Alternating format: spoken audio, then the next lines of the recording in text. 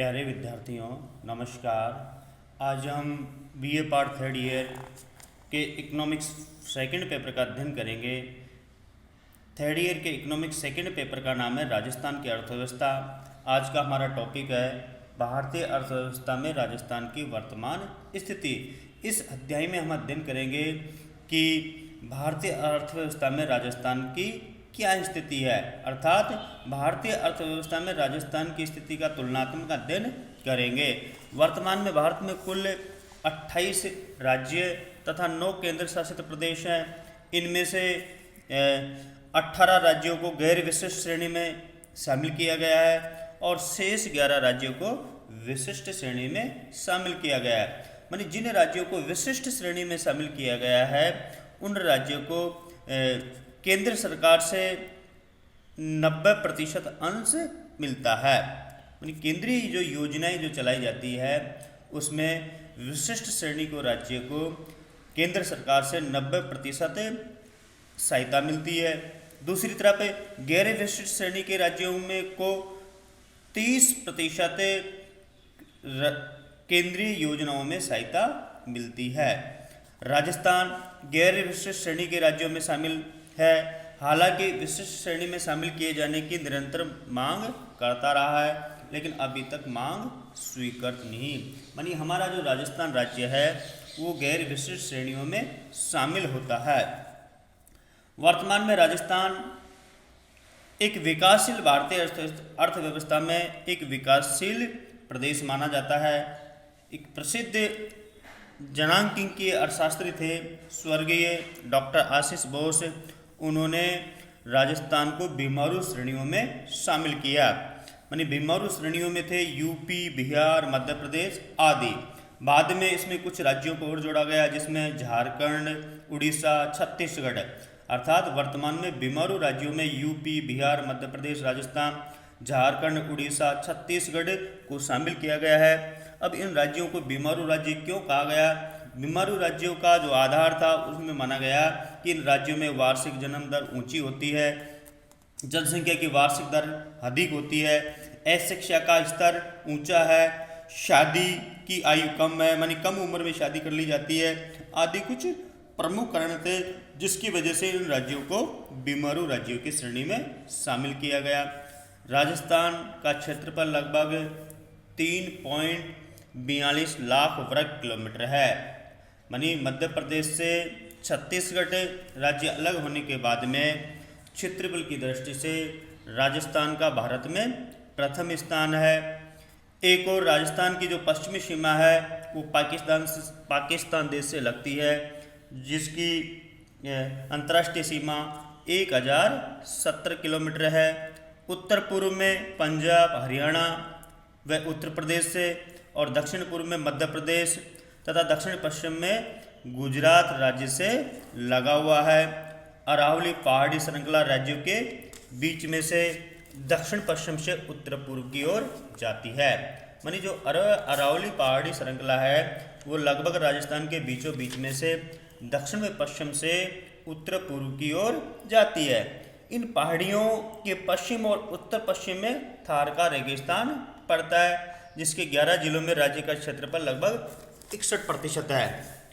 मानी जो अरावली श्रृंखला है इसका जो पश्चिमी व उत्तर पश्चिमी भाग है उसको रेगिस्तानी क्षेत्र कहा जाता है और इसमें कुल 11 जिले आते हैं और ये 11 जिले राजस्थान के कुल क्षेत्रफल का लगभग 61% भाग कवर करता है और इस 11 जिलों में राज्य की जनसंख्या का 40% भाग निवास करता है।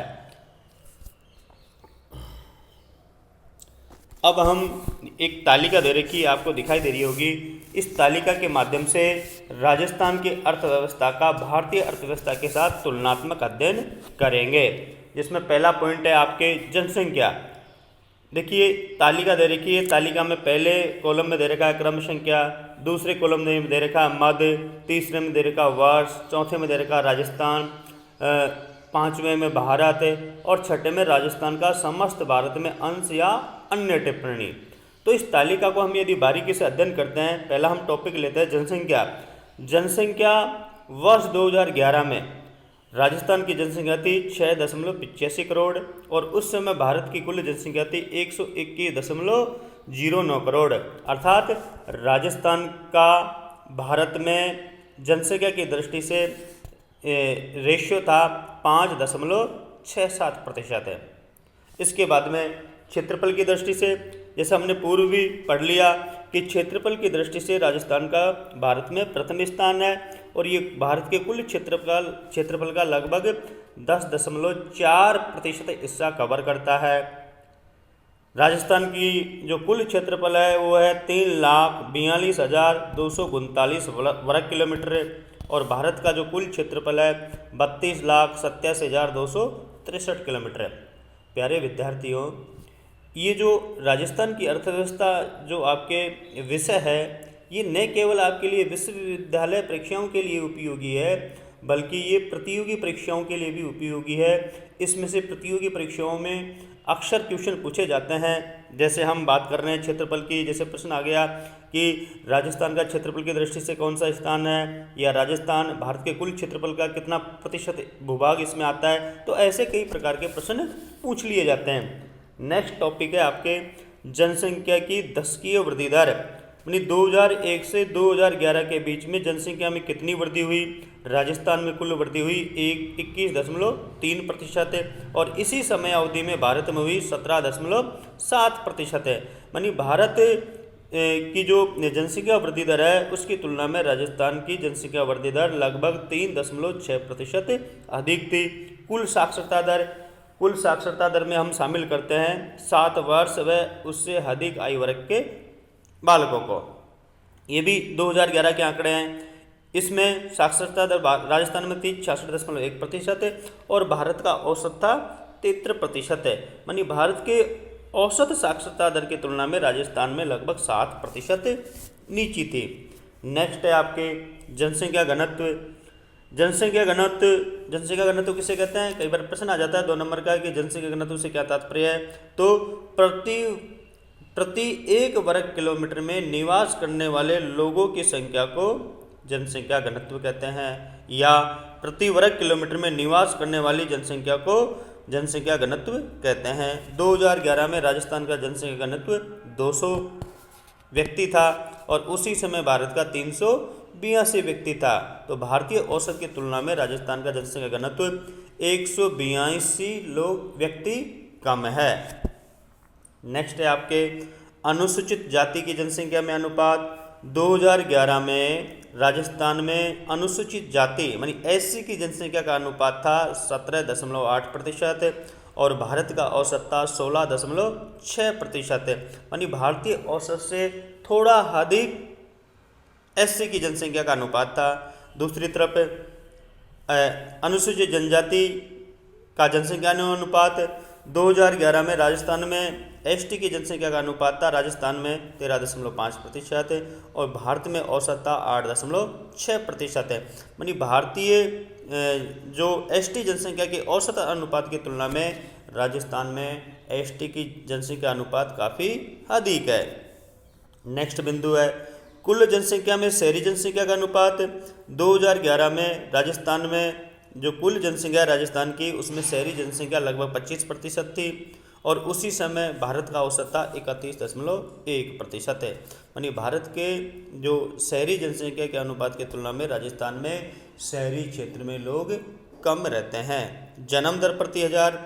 जन्म दर किसे कहते हैं कि प्रति 1000 पर जन्म लेने वाले बच्चों की संख्या को हम क्या कहते हैं? जन्म दर। 2016 में प्रति 1000 जनसंख्या पर 24.3 बच्चे जन्म ले रहे थे। उसी प्रकार भारत का औसत था 20.4% है। तो जन्म दर राजस्थान की जन्म दर भारत की औसत जन्म दर से ज़्यादा है, यानी लगभग 4 ज़्यादा है। नेक्स्ट पॉइंट है आपके प्रति हेक्टेयर बोए गए क्षेत्रफल उर्वरकों का उपभोग किलोग्राम में, यानी प्रति 1 हेक्टेयर में कितने किलोग्राम उर्वरकों का उपभोग किया गया है। ये 2015-16 के आंकड़े हैं। राजस्थान में उर्वरकों का उपभोग हो रहा था प्रति हेक्टेयर में 61.56 किलोग्राम। और उसी समय भारत का औसत था 130.66 किलोग्राम। मानी भारतीय स्तर का लगभग 47.1%, मानी लगभग आधा उर्वरकों का उपभोग किया जा रहा था। इसका मुख्य जो कारण है वो ये है कि राजस्थान में सिंचाई के साधनों का अभाव है। राजस्थान का भूभाग का बहुत बड़ा हिस्सा मरुस्थलीय है, इसमें दोनों फसलें नहीं हो पाती, इस वजह से उर्वरकों का उपभोग कम होता है।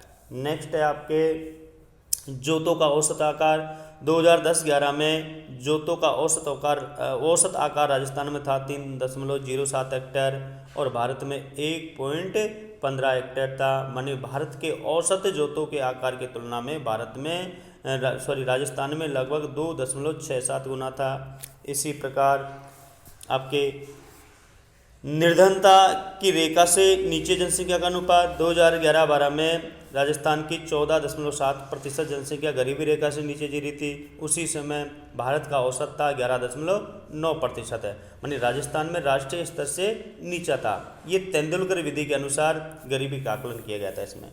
नेक्स्ट आपके विद्युत का प्रति व्यक्ति उपभोग 2014-15 में राजस्थान में 1122.82 किलोवाट घंटे बिजली का उपभोग किया गया था और भारत का औसत था 1009.61 किलोवाट प्रति घंटे, यानी राष्ट्रीय स्तर से काफ़ी अधिक था। नेक्स्ट है सड़कों की लंबाई प्रति 100 वर्ग किलोमीटर में 31 मार्च 2015 की स्थिति। राजस्थान में है 72.51 किलोमीटर और भारत में है का औसत है 139.08 किलोमीटर है। मानी जो सड़कों की लंबाई है राष्ट्रीय भारत का जो औसत है उससे काफ़ी नीचे है। शिशु मृत्यु दर किसे कहते हैं? मानी प्रति 1000 जीवित जन्मों पर मरने वालों की संख्या। ध्यान दीजिए, कई बार प्रश्न आ जाता है शिशु मृत्यु दर से क्या तात्पर्य है, तो प्रति 1000 जीवित जन्मों पर मरने वाले बच्चों की संख्या को हम शिशु मृत्यु दर कहते हैं। 2016 में राजस्थान का औसत था 41 और भारत का 34 है, मानी राष्ट्रीय स्तर से काफ़ी अधिक था। मातृ मृत्यु दर अनुपात मानी प्रति 1 लाख पर मृत्यु दर ये था 2011-13 में 244 राजस्थान का और भारत का 167 था। प्रति व्यक्ति आय स्थिर मूल्यों पर 2016-17 में राजस्थान में प्रति व्यक्ति आय थी 72,072 रुपये प्रति व्यक्ति और भारत में उस समय प्रति व्यक्ति आई थी 82,269।